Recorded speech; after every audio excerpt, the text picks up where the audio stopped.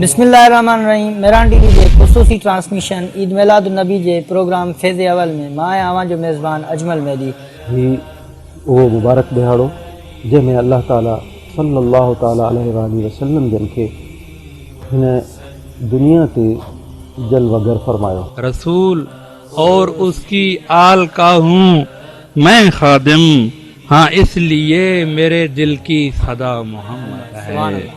फैज़ अव्वल उन वजूद खे ॾिनई जेको सभिनि जे मुक़ाबले में अफ़ज़ल हो।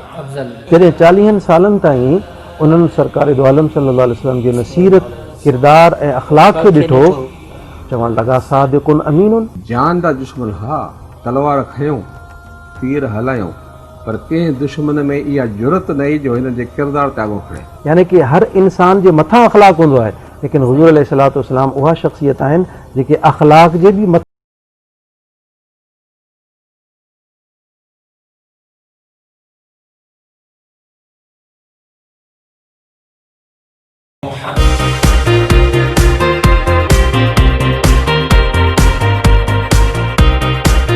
सिंध जी सुञाण सिर्फ़ महराण।